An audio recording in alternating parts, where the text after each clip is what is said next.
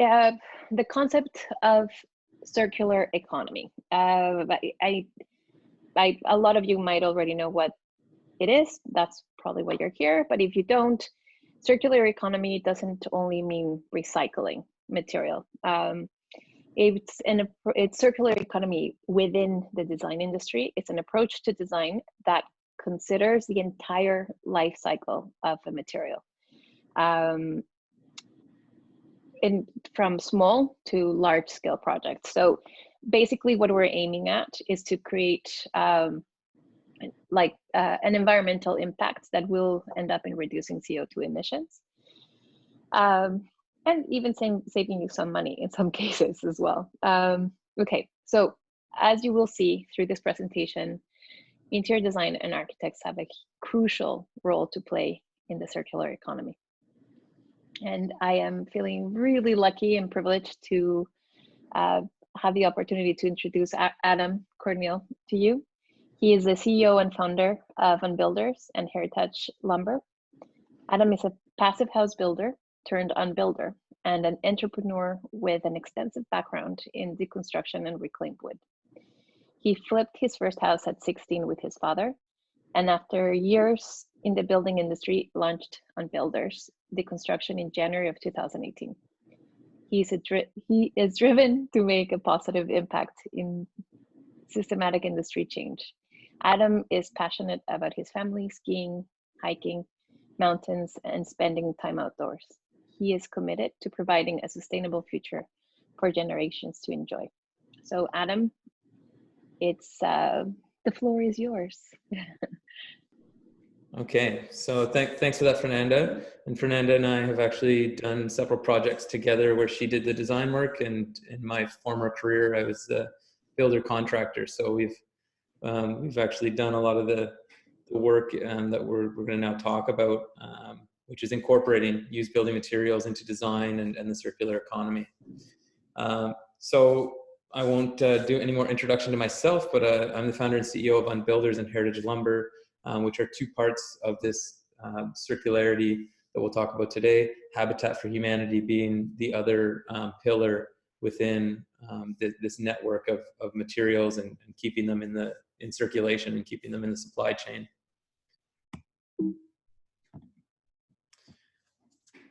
So first, I'm going to just break down what the current industry, what the issues are with construction, design, and material sourcing, and then show our solution to the problem, and then also look at how design can take a big piece of this and really start building towards the future. So when we're looking at the Canadian construction industry in general, construction and demolition, we currently operate in a linear economy, which is extremely wasteful. So in construction in Canada, we generate about 4 million tons of waste annually. When that material goes to landfill and decomposes into methane and is released into the atmosphere, it translates into about 20 million tons of CO2 being released into the atmosphere. So it's a massive contributor to climate change. And just looking at the solid waste stream in Canada, it's nearly 40% of all the solid waste going to landfill is from construction. When you break that waste down, what is it? 37% of it is just straight lumber, so about 1.5 million tons.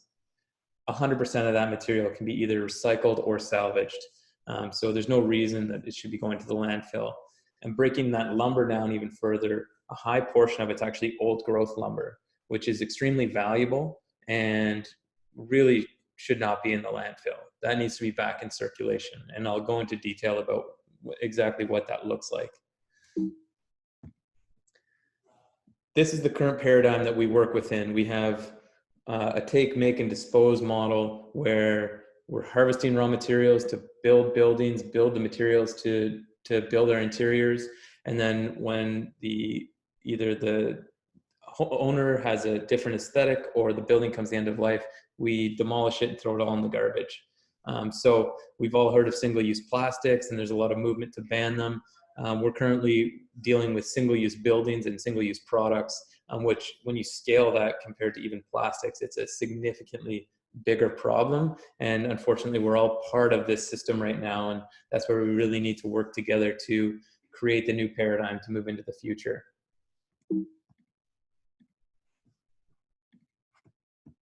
This is what we're currently looking at for building removal. Vancouver is the demolition capital of the world. We demolish more buildings in the greater Vancouver area than anywhere else in the world. Over 3,500 houses a year in just Metro Vancouver are demolished, and almost 4,000 apartment buildings and ground-oriented dwellings are demolished. So it's dramatic how much material is going to the landfill from this process. And most of that material can be diverted. A lot of it can be salvaged, if not recycled. So this process that you're seeing before you, which is just clearly wasteful, this is what Unbuilders is challenging and looking to see the end of really over the next 5 to 10 years as we strive to make deconstruction the industry standard. So what is our solution? As I said, there's three pillars of this solution. Unbuilders is the first dedicated deconstruction and salvage company in Canada. So there are demolition companies that do a little bit of salvage. We're fundamentally different, that we are trying to salvage everything we can, and demolition is the absolute last straw if we have to demolish a portion of a building.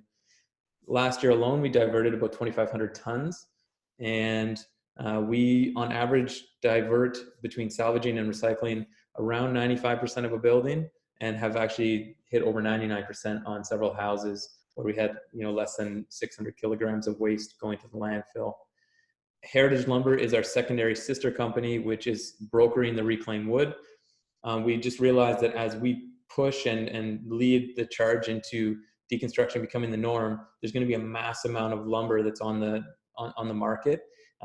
That's really why I founded Unbuilders, was to get that lumber and to start making products with it in the future. For now, we're just a wood brokerage. We just sell the wood raw, and the products will come in the near future, which is really where we intend to work a lot more with design folks and architects. And then there's Habitat for Humanity, who receives some of the lumber, and they receive a lot of or all of the other fixtures and finishes that have value. We don't salvage every piece because some old light fixtures and things just don't have any value left, so they're recycled. But everything else of value, we donate to Habitat for Humanity. This has several other good benefits. Number one, the homeowner receives a tax receipt for their donation.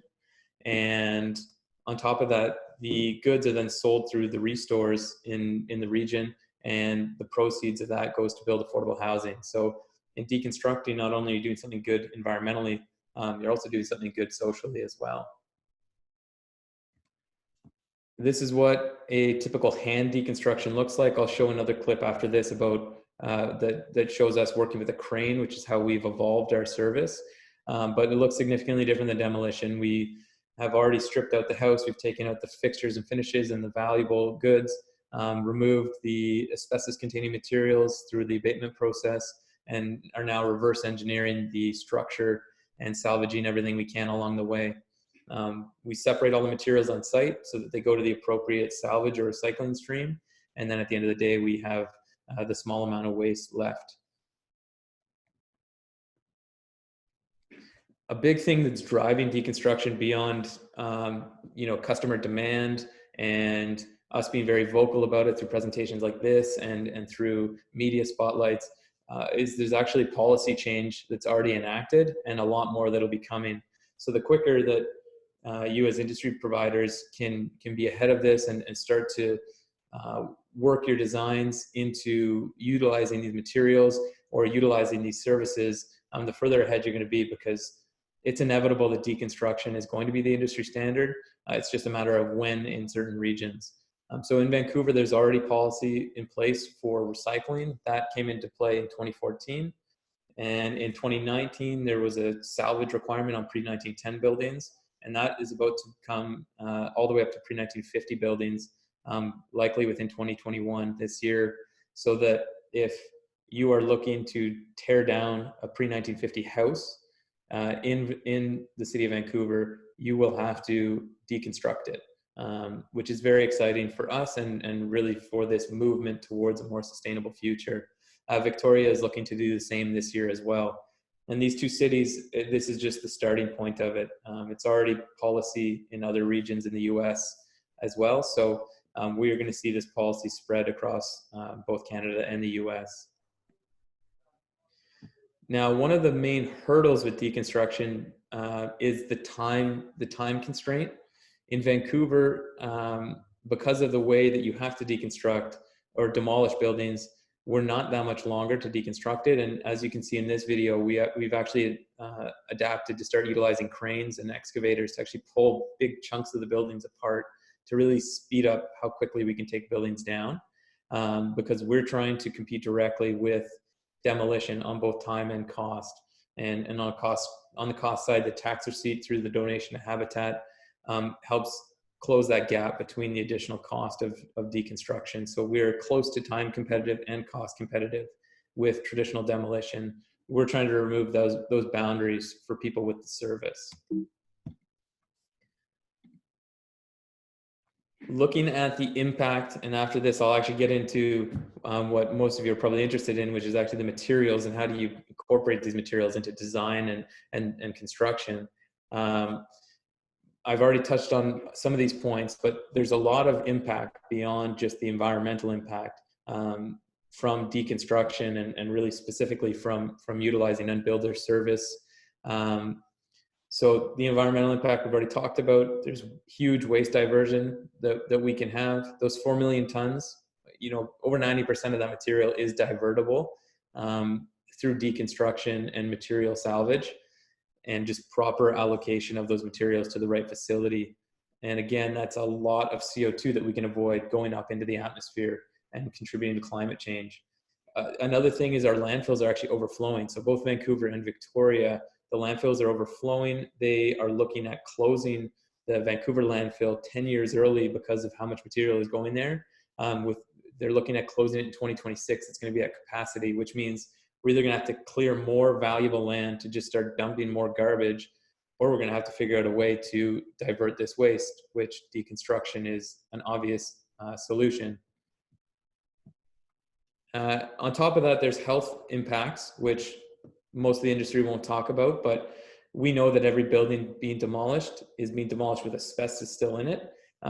We know that because as we deconstruct buildings, even after they've gotten clearance that the asbestos is gone, we still typically have 2 callbacks from our abatement contractors to remove other parts of hazardous materials that are found as we start to peel back layers. This is a serious concern, not only to the community, but also to our landfills and recycling facilities that are being contaminated. And then there's the social impact. I've talked about the affordable housing, which Stephanie will talk about in further detail. But also deconstruction versus demolition is just better for our communities, not only for preservation of history. Yes, the buildings are coming down, so we're not preserving the history in the sense of retaining those old buildings, which is a whole other matter. And we're not out here promoting tearing down all of our old buildings. We are saying if that building is going to come down, we need to not put it in the landfill. And we're preserving the history through capturing the materials. On top of that, the community itself, when we come into a neighborhood, we get a lot of support. So we turn a really negative experience of a demolition of an old house or building into a positive one, because people get really excited when they see how much material we're salvaging. So diving into what these materials are, and specifically the lumber to begin with. Up until the 1970s, we were framing our buildings with old growth lumber because we had so much of it in the Pacific Northwest. This is these big old trees. You can see a picture of one here on the right. We have very few of them still standing. Unfortunately, we're still cutting them. But we're not cutting them and putting it or manufacturing dimensional lumber out of it. So the only way to get old growth dimensional lumber is actually through deconstruction and salvaging this material. And so Vancouver is a very young city on a global level. And even though we're a young city, we built our buildings with ancient trees. And so this is a really important story that we need to tell, and a really important reason why we're out there trying to salvage this lumber. There's a lot of benefits to this wood beyond just the aesthetic and the story. It's actually stronger than modern lumber, about 3 times stronger, because it's got really tight grain, because the trees were so big and old. And it also has 12 times less embodied carbon, because that carbon is captured in the cells, it's sequestered. And so that makes reclaimed wood the greenest building material on the market. And this resource becomes more and more scarce as we continue to allow demolition to occur, because the amount of it that we have locked up is behind our walls. It's the only place we can find it. And as we continue to allow demolition to occur on the massive levels we do in this region, we continue to lose more and more of it. Looking at some applications for these materials, and these pictures are from projects that Fernanda and I have done together. There's a vast array of applications, and what I really want to show is that reclaimed wood in particular, it doesn't only have to be in the rustic sense like you see in the middle picture. I think this is typically what people think of when they think of reclaimed wood, is this really rough rustic look. I know that that look is starting to trend out, and it's not really applicable to a lot of design aesthetic. But you can also clean this lumber up and put it into modern design. You can whitewash it, which seems to be very trendy, whites and grays in current interior design. And you can still have that look, but have that story and that rich history within the materials. And these products that we have manufactured in the past and will manufacture in the future, they're products with a story. So it's not just a piece of wood or a floor. There's a lot more to it. And we can even tell you what building that came from, what age it is. And you know that it came from locally cut old growth trees from the region. So these are just some close-up shots of these projects. And you can see just playing off the different patinas of the wood. The flooring is from sheathing from a house that was a few blocks away, whereas the post and beam, we kept that old patina to just have a contrast here. And this staircase was built entirely from the lumber from that house originally. As we did the deconstruction demolition phase, we put all the materials into the garage. And when we were doing the finishing, we brought them back out, processed them, and reinstalled them. So this whole staircase was made from the framing lumber, old flooring, and casing and baseboards. So again, it has this rich story, and furniture is a clear, great application for the material as well. When it comes to storytelling and, what is the story behind the walls of these homes or buildings that we're deconstructing, and this is, I think, also something that really plays in well with design and having another layer to an interior in particular. So I'll just breeze through a couple projects of ours that come with nice stories. This house was a house in Fort Langley. It was listed as a 1944 house, which it looks like a 1944 house. When we deconstructed it and got down to the base level, my team called me in and we came and looked, and there was lumber that was clearly much older than 1944. So we looked at old historical photos and talked to some neighbors, and what we uncovered was the original farmhouse in Fort Langley, and the lumber was still there as a floor joist. And so we recovered lumber probably from about the 1850s that would have been from trees right on that property that were milled and went into the flooring. So again, we wouldn't have found that if we just demolished this house. That would have all gone to the landfill, and we're uncovering these great stories that we can then tell as we build products out of them. This is a current project we're wrapping up in Vancouver. This is the Turner Dairy project just off Main Street. 1912 warehouse that was a main dairy distribution center for Vancouver up until the 1930s. And this is where the milkmen would go and replenish the jars and then distribute them around Vancouver. So we're just finishing this project off. Half the lumber has been retained by the developer, which they're processing it, taking off the paint, and they're going to reinstall it for the condos that are being built there. The other half, we've acquired the materials and are selling it. And again, great story to get some of this lumber, put it into some local projects.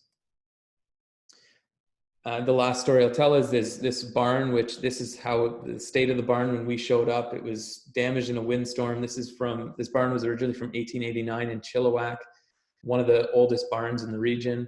That was built by hand and with horses, and we have a lot of this material in our yard right now.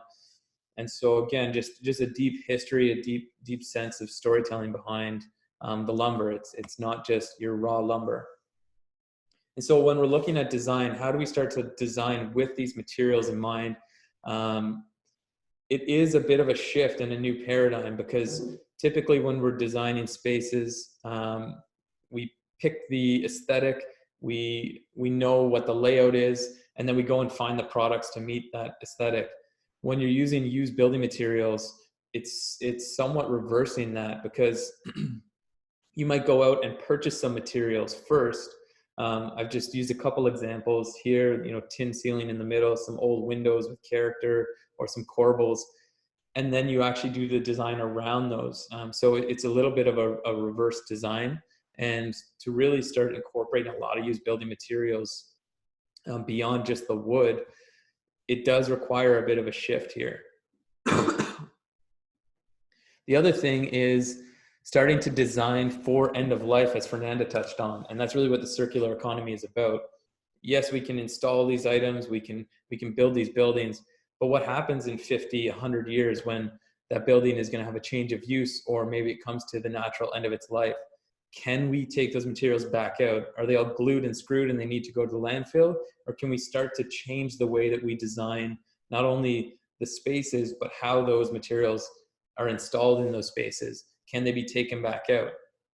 In North America, we renovate our spaces every 10 to 12 years, but yet we're utilizing these single-use products and installing them in a single-use manner, which it's completely illogical and extremely wasteful.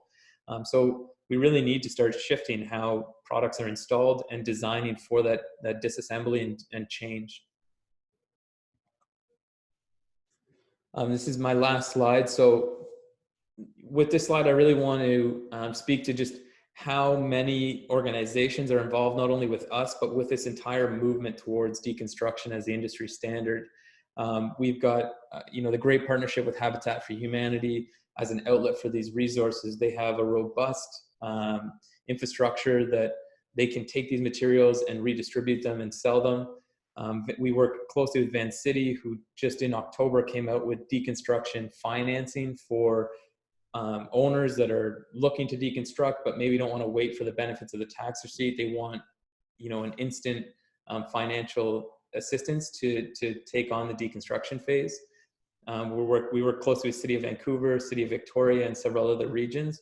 And then we're working with a lot of the academic institutes in the region as well. So I just want to really paint the picture that in order for us to make this transition to the circular economy and towards deconstruction and material reuse, it's a lot of people, a lot of organizations involved, and that's why we're really excited to be speaking to the design industry today, because it's going to take a lot of you guys as well to be jumping on board with us and making this transition together. And how you can contribute is, this is the first step, is becoming educated on where's the industry going, how can you start to shift how you're thinking about utilizing materials and designing spaces with certain materials, and to be ahead of the curve, because as I said, deconstruction, material reuse are going to be pieces of policy that are coming down the line. This will be the way that buildings are taken apart, and these materials will become a lot more standard in new design and renovation. And so the quicker you can get on board with it, and the more ahead of the curve you are. And we really look forward to working with as many of you as we can. And I know Habitat for Humanity, Stephanie, hopes to see some of you coming through the restores as well, and starting to look at how you can redesign and purchase materials that have been deconstructed and get those into new designs and new projects. Our tagline is not waste, it's just wasted. On the left-hand side, you can see a typical demolition site, and on the right, you can see what it looks like when we're done a project. It's obvious which one is the future forward, and we hope that we can work with you in the future. Thank you, Adam, so much for sharing that presentation with us. Now it's Stephanie's turn. It's my pleasure to introduce you, Stephanie Baker. She's the VP of Construction at Habitat for Humanity Greater Vancouver. Stephanie does everything that you can think of. I was looking at her bio and I was like, what doesn't she do? She manages Habitat's current portfolio of 40 plus homes on 3 construction sites. Her role encompasses land acquisition, site development, building design through to construction, and implementation of the interior design component, She also oversees fundraising and GIK procurement for the built projects. She's helping to lead the change with Habitat Greater Vancouver's new innovative initiative called the Rebuild Hub, a deconstruction network formed in partnership with Unbuilders and the City of Vancouver, which is taking aim at significantly reducing construction waste and further promoting the circular economy. So I will leave you to see Stephanie's presentation. Take it. Thanks so much, Fernanda, and thanks, Adam. And we appreciate the opportunity, certainly, to present our work and how we're involved in perpetuating a good outcome in the circular economy. So I'm just going to share my screen. So just thought I'd start by exhibiting how Habitat for Humanity has become involved in this project overall, and how our work, in fact, along with that of Adam and the Rebuild Hub and all of you, brings us full circle. So this is an example of what we do as an organization. Our goal is to build homes for local working families and move them from a substandard and unhealthy and overcrowded, overpriced poverty rental situation where they're living to paycheck to paycheck, and move them into stable and affordable equity building homes. Ideally transforming those families for generations so that children are no longer in the same position as their parents and move on to post-secondary and success in their futures. We do that through community cash donations, and in fact, IDIBC was involved with us prior to 2015 in annual garage sales where designers would bring some of their old samples and product from homes that maybe they've been part of redecorating, and sold them on site at one of our restore locations in Vancouver. We also use a lot of volunteer labor, donated goods, where generous companies in the community have provided us with donation of specific goods that we need for our builds, along with potentially services as well. That reduces our cost. And in alignment with municipal and provincial discounted lands and developer partnerships, we're able to move forward to house many families over many, many generations and decades. Currently, we're building 6 homes in Richmond, 19 in Mission, and we'll have over 40 coming up in Coquitlam over the next year and a half as we move through the permitting process. Part of our financing comes as well through our social enterprise Restore. So we have over time evolved into having now about to have 5 locations where the funds that are generated through the sale of donated goods, new and used, to our Restore locations provides us with additional funding to build our homes, in addition to that we get through community support. We are able to run these organizations, or the stores rather, leanly, because we have volunteers participating in the staffing of those stores alongside a motivated team of very dedicated and hardworking individuals, and particularly over this last year and a half. We get donations from individuals. We get donations from corporations who are seeking to get rid of end of inventory, builders and developers who have put up display homes and are looking to dismantle those and provide us with the goods from those locations, home owners who are doing DIY projects and are taking product out of their homes and are looking to donate it versus sending it to the landfill. All of those pieces collaborate together to provide us with a strong social impact by generating the revenue and a really heavy diversion of materials from the landfill that otherwise would have contributed to the problem that Adam alluded to earlier. These are some of the goods that you would find in a restore, so certainly not used, and definitely something that is current. Often we have corporations and companies that are looking to unload large warehouses of goods that have been returned to them or have small flaws, and we are the best solution for them so that they are not having to put those items into the landfill themselves. We do tax receipting, as Adam indicated earlier, so that the product that is donated to us is evaluated and the company has a win optically from the environmental perspective and also financially. We moved into the Rebuild Hub collaboration as we started to see the mandates that were driving this new industry of deconstruction versus simply demolition, and the large thirst for new and used goods. We ran our restores and had a lot of clientele that typically understood what we did and why they wanted to shop there. But there was an expanding need for a broader array of products, and items that came from vintage homes were sought after. And there was a change in, I guess, a shift in mentality where people were not necessarily looking first to go and purchase new, but looking for something that had a story behind it, that had character, they could include as a either a custom piece within the larger scale of their design, or they really did want to incorporate materials as much as possible that had a history and were not purposely manufactured for their immediate use. So we have customers that are visiting everywhere from home renovators through to designers who are doing just what Adam indicated, where they'll come in and choose a number of pieces that are specific to the look of their client and then build the rest of the design around that. So through a collaboration with the City of Vancouver and their mandate, and Adam and his vast skill in this area, we have now set up the Rebuild Hub as a central courtyard, if you will, where those who are interested in exploring what deconstruction means have a portal through which we can guide them.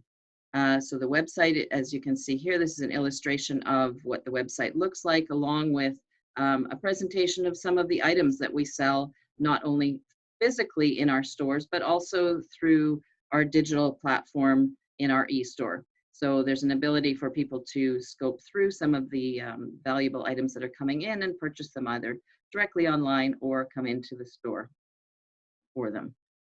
All right, 1 second here. Through the next slide.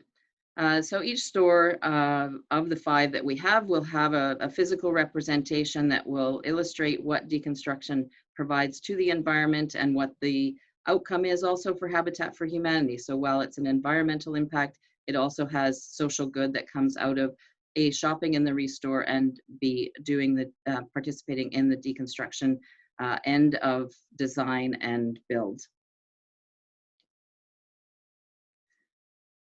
So as we move into different professions to explore how everyone can participate in the movement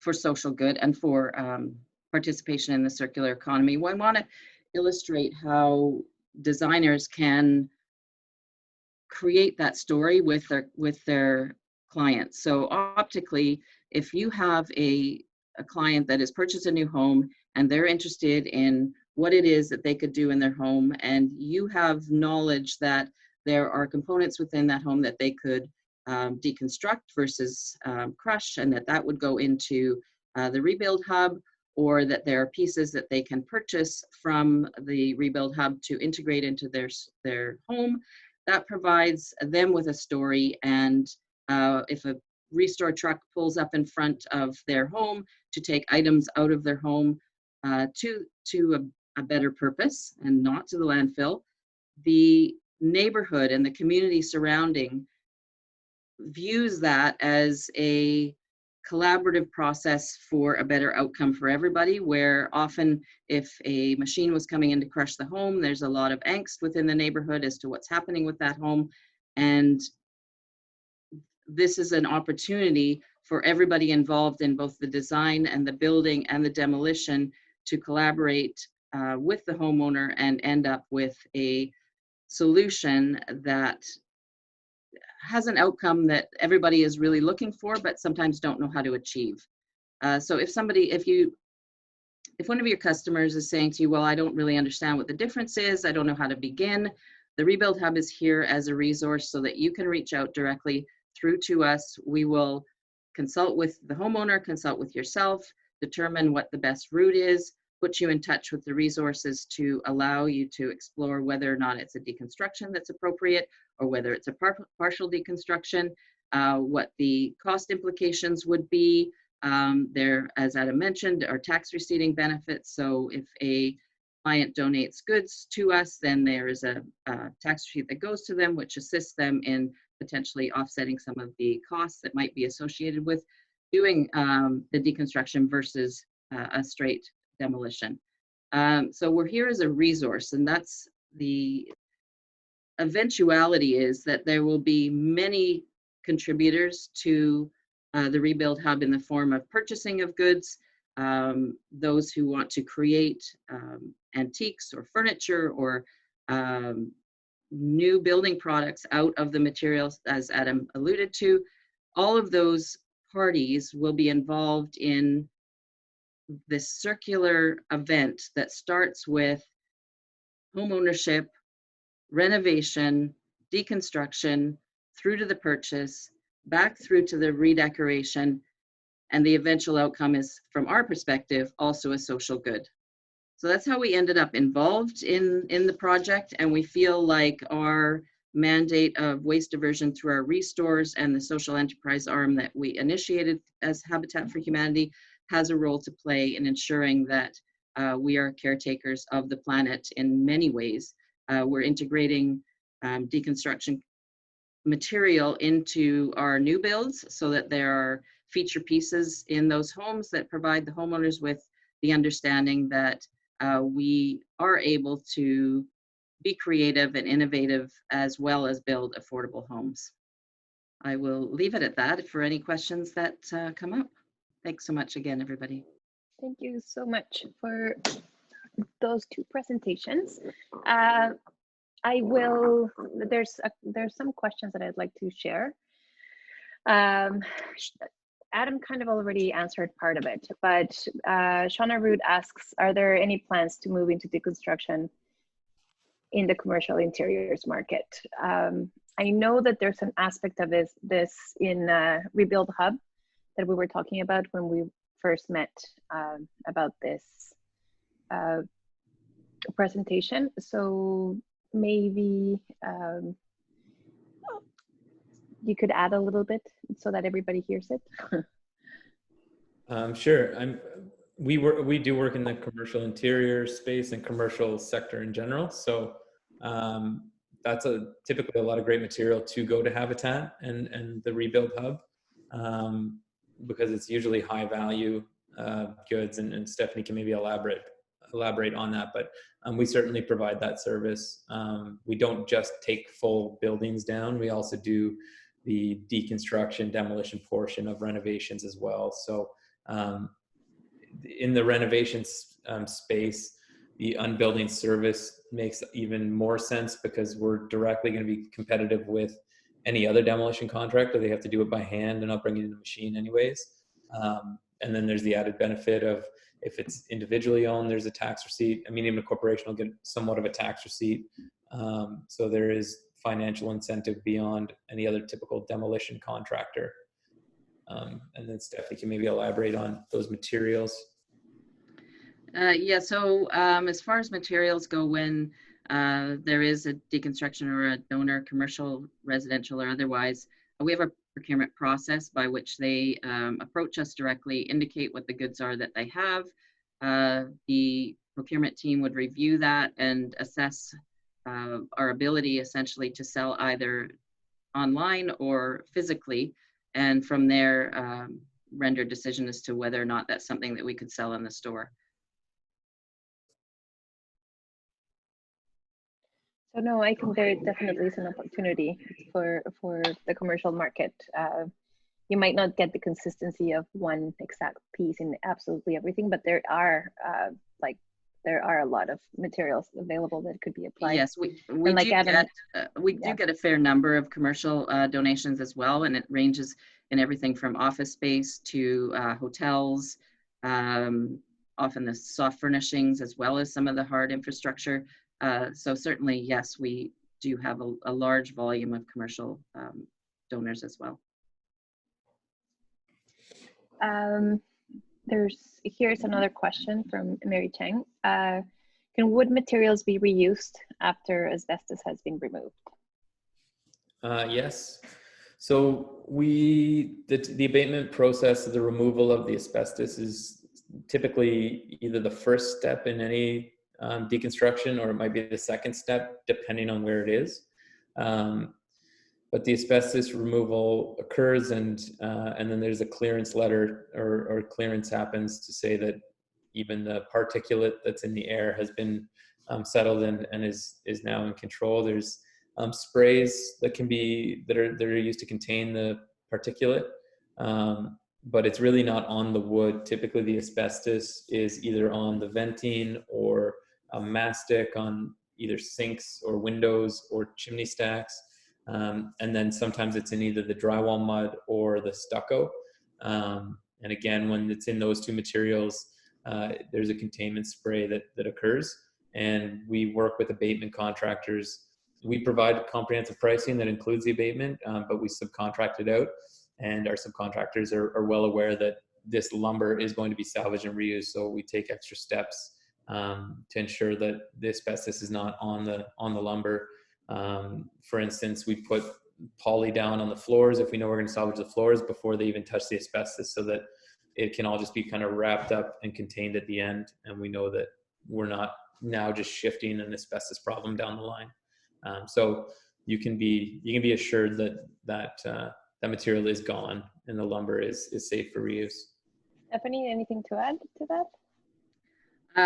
We would not take materials that have anything hazardous on them. So typically when it would come from Adam, that's already been covered off. Oh, thank you. It's good to hear it from the two of you, right? It makes it very reassuring. Okay, sorry, Adam.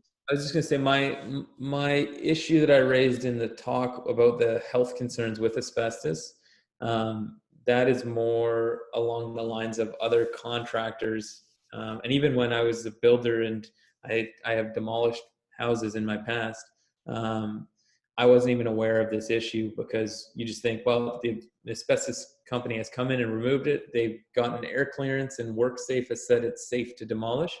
But it's just that what we've realized is as you start to peel more layers back, there's other layers under there, or maybe they miss a piece of ducting tape or a few pieces. And when it's demolished, that goes up into the air and into the neighborhood. So we've just realized that unfortunately abatement contractors aren't getting 100% of it, and they're still getting clearance to move forward with demolition. And so it's only with deconstruction can you actually be assured that 100% of those materials have been removed and safely contained and brought to the right facility which contains it all.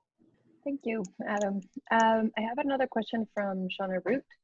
It says, hi, I've heard that there was another incentive for deconstruction in regards to permitting. Is it quicker to obtain a deconstruction permit versus a traditional demo building permit? Depends on the city. It's not, so Vancouver did try this and it was somewhat of a bust.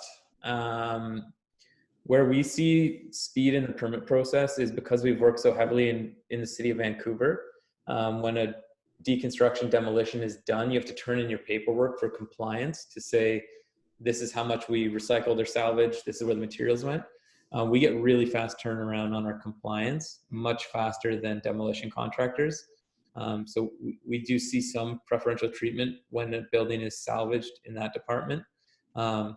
Certainly this is something that we're working with the various municipalities to incentivize the process, so that if you make the choice to deconstruct, then you can possibly rebuild quicker. But it's not really there. And as I mentioned in my talk, our service, because we're utilizing heavy machinery now, we're doing more of the dismantling off-site. We're getting pretty close to the same timeline as demolition, especially in Vancouver, where you have a lot of different steps in the process to remove a building. It's not, 2 days and the building's gone and you get a permit to build. That's not how it works in Vancouver, as I'm sure a lot of you are aware. There's several steps, and the demolition contractors have the same steps as us. So we really aren't adding much time to any project. We may add a week, maybe 2 weeks at the top end, but for the most part, it's as quick. Thank you, Adam. A question from Laura Sloan. Do you do small residential renovation demos like a bathroom or a kitchen? Stephanie, do you want to? So we certainly take all those goods. And often what happens is the contractor that's involved in the work would contact us or the homeowner and say, we're looking to demo our kitchen. Do you have a solution? And we indicate that we can take them, but recommend that if they have a contractor on site that's doing some of the work, that be part of the discussion with that contractor to remove it, or we refer them to Adam to potentially decide if that's something that he would do if they don't have their own contractor already on site. Kitchens are a huge seller for us, and we certainly encourage people to recycle them through our restores and the Rebuild Hub, simply because they're highly sought after. Many people that are doing renovations want to take in used kitchens for a suite or a laneway home or some of the smaller renovations that people are doing. So 100%, we don't offer that service, but a contractor that might be already on site or someone like Adam would. And then the service itself, we do provide that service. We'll do anything from a single bathroom up to a big building. The little renovations are nice projects for us to just splice in because there's always little time gaps in our schedule. Thank you for that. Also kind of in that realm of things, in terms of how you say that some of these products, like, we kind of have to design around them. As a designer, I have to say that it's not like a restraint. It's not like a corset that says, oh, I have to use this. And it's actually the other way around. I find that it actually opens up opportunities for creativity and doing things that look really great. Sorry about that. And are, yeah, that are maybe not exactly, you know, the precise as you expected, but it does kind of open up for creativity. It's not a corset, let's say. So in terms of, you know, reusing kitchens, or as we did in our projects with Adam, reusing pieces of wood that we didn't know were there that were amazing. It added value to the design. I'll move on to the next question. Is there an opportunity for designers to see materials from certain properties? Yeah, it's something that we're working with the Rebuild Hub. That's a big part of what the first kind of step with that hub is. But we typically know what projects are coming up, and we're trying to provide that information to Habitat as quick as possible. And then they're posting that. But Stephanie, you can maybe talk a bit more about that. Yes, I mean, ideally, the most efficient way for goods to move out of a deconstruction would be for it not to touch down physically. So if we had the capacity to have images of what was coming out of the home and adequate lead time, then that can be posted on the Rebuild Hub for people to purchase directly, even off the site, or have shipped directly from site. So that's certainly an area that we're working on, creating a very robust platform that allows for distribution of goods without the handling costs and infrastructure and logistics. Good. A question from Carly Neal. When is the 1950s or older demo rule for Victoria proposed to be implemented? Do you guys know? I don't know if they're going to go right to pre-1950. That was sort of my when they asked for my opinion, I said that's where it should go, and it should be not just residential, which is what Vancouver has done. It should be all buildings. Especially Victoria has a lot of really beautiful old buildings in the downtown core that are coming down because of density. I know that Mayor Helps, when I spoke with her, she was fairly adamant of going right to it, but I think the staff were a little bit concerned of going too far too quickly. So I wouldn't be surprised if it's a two-step process to get to pre-1950. But I know step one is going to be implemented in this year, in 2021. It goes to mayor and council, I think, in the next 2 months. and they're looking to have it implemented as soon as the end of the summer. Carly Neal, how much wood do you run into that has powder post beetle?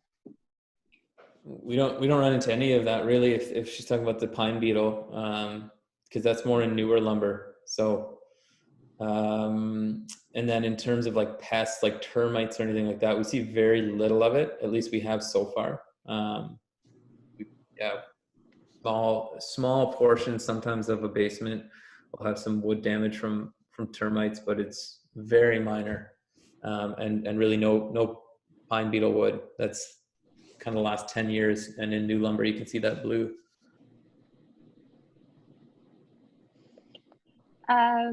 Okay, so just a comment. Want to say this has been really great. This is from Karen Lutz, and so excited about this initiative. Great work. From Leah White, how can we get some reclaimed product to Mars?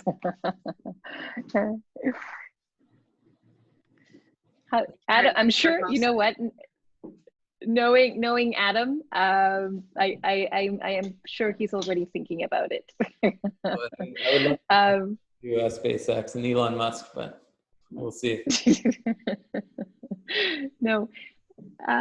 Okay. Well, thank you so much for the two of you for your time and for your presentations. They were really great.